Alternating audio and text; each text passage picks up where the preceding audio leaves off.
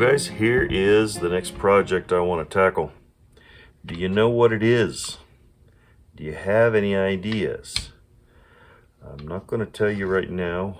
Let's just show you how it moves. If you have any guesses, or if you know what it is, you put it there in the comments.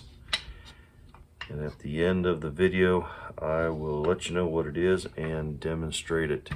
You can see these handles seem to be shaped, rough cut, homemade. I'm not sure, they're not factory. They sure don't look factory anyways. They're worn and looks like they've been shaped with a draw knife or a knife. It's just a pocket knife or something. But both these handles look really rough. This here looks like it has had some water damage. There's some rust on this plating. There's a lot of rust on all the metal actually. The hardest thing is going to be pulling this nut off of there because that has been peened over. So we're going to have to tighten this nut down as much as we can and then take a file and try to file off all of that mushrooming so that this nut will come off. So let's tear into this and see if we can't make some big improvements on it.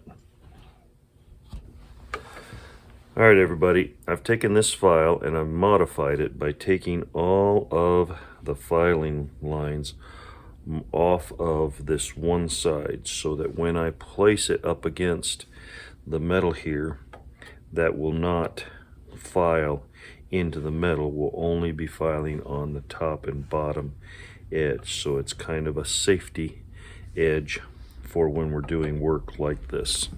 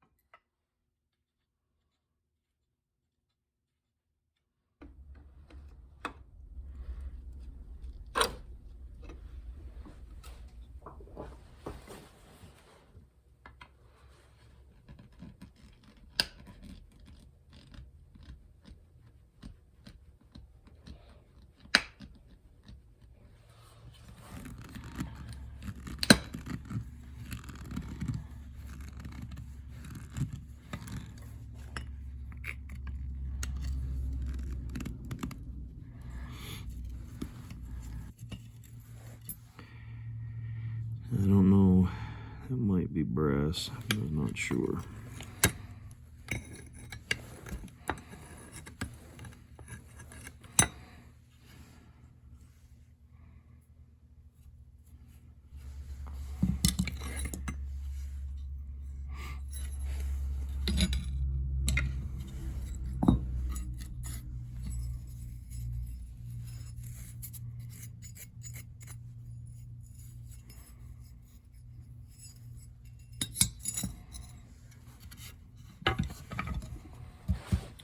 Alright guys, I picked up these huge screwdrivers. This is a Husky. Picked this one up, and this one up is a Craftsman from Strawtown for just such a purpose. So let's see if we can't get these things to loosen. Yeah, it's starting to come up, I think. We've got a crack right there.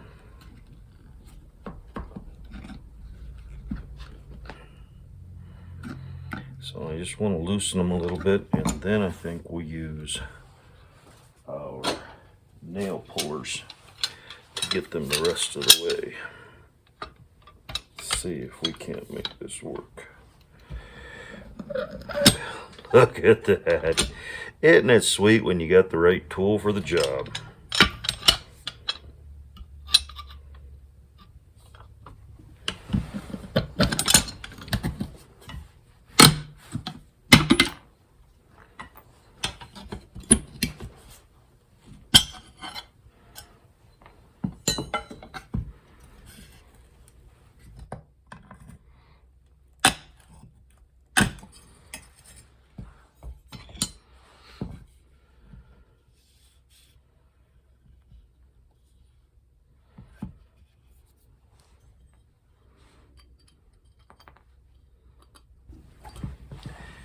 Guys, except for these brackets right here that are cast, this whole thing looks like it's been remade.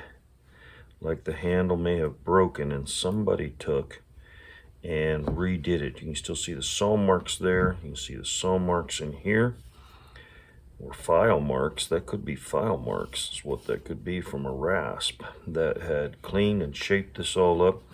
You can see that there are blade marks here. At first when I saw this, I thought they were just wear marks from use, but I think they're from the manufacturing of these handles to replace them.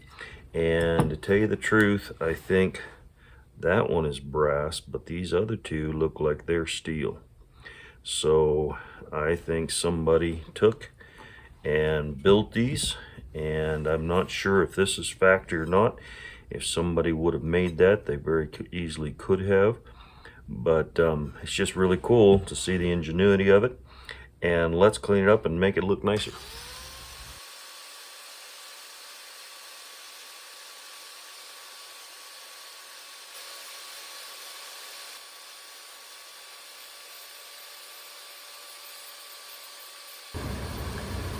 Now this is muriatic acid, and muriatic acid needs to be, you need to be very cautious with it, and it needs to be neutralized or it'll keep working. This is water with baking soda in it, and the baking soda neutralizes it. I don't know if you'll see it so much there, but it kind of foams up a little bit as it's neutralizing all of the acid that is on these pieces.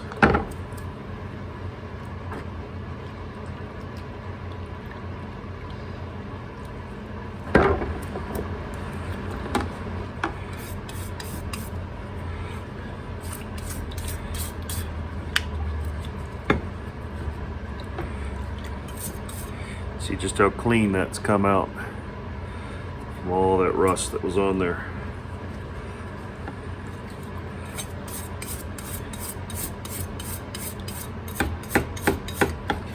One thing you do have to be careful of is that this will flash rust right away, so you got to pretty much be ready to coat it right away.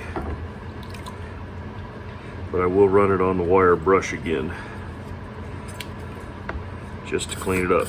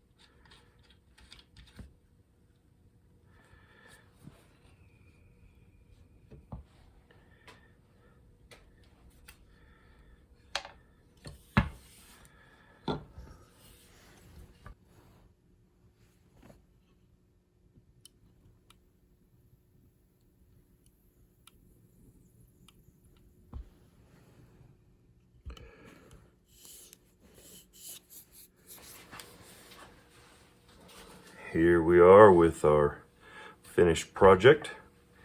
So did anybody figure out what it is that we have here? What kind of tool is this? Before I tell you, and I want to demonstrate it as well, I painted all of the metal here with this hammered finish, this Rust-Oleum hammered finish. I really like the way this looks, and turned out really well. Of course, Rust-Oleum's made for metal, and got all the little parts done for that. Still left some character in this, but sanded away any of the loose parts, anything that wasn't going to be strong and contribute to the integrity of the tool. So we got that all sanded away. Got this saturated with linseed oil, so the wood should be protected well. I put these nails in. These are carpet strip nails. They're the twisted kind of nails. I was looking for some ring shank, but these here generally work pretty well, and I was intending to paint them the same color, but I kind of like the way that looks. It's very rustic, almost looks medieval, as a medieval tool or torture device or something, I don't know. But anyways, I like the looks, so I went ahead and left it that way. So for the great big reveal, hopefully you put in the comments your guesses on what this is. This is a wire stretcher or a fence stretcher. So I'm going to set you up over here and try to demonstrate it and show you the way it would have been used. So as a fence stretcher, you'd have your fence post, and you'd need to use this along with a fence tool. We restored several fence tools right here. I'm using the one that I usually keep on the ATV so that it won't tear up one of the nice ones. But you have your fence tool here, and you have your wire for your fence, and you would take and put your staple. You'd always have these fence staples. Put these right in there like that. Hammer them. And then before you'd hammer it home, you would put your fence stretcher up here. That would open up. Bring that in right there. And you'd have to see if I can make this work. Bring this around, and it would bite down on the wire, and you would pull, and that would give you your tension. You pull that wire tight, and then you take your fence tool, you'd hammer that staple in tight.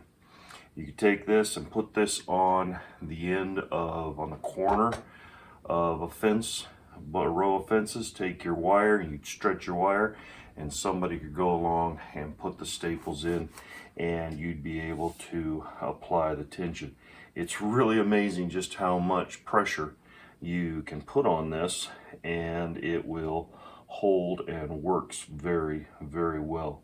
Let me see if I can get you a close-up here so you can see it a little better. Might be a little easier to see how it works. You open that up, put your wire in there, put your pressure on the fence post, and you can pull that thing tight.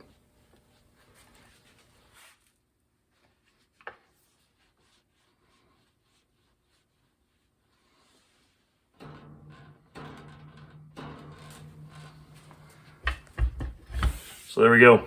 Another neat project that was fun to do here in the shop. It's getting colder, and so that makes it even more fun to be here in the shop doing some of these things. This thing has been sitting in the corner for a long time, and every so often I'll see it and think I want to get to that, and I'm glad I finally did. Thank you guys for joining me on this one. Let's go ahead and give it a home over here on the wall.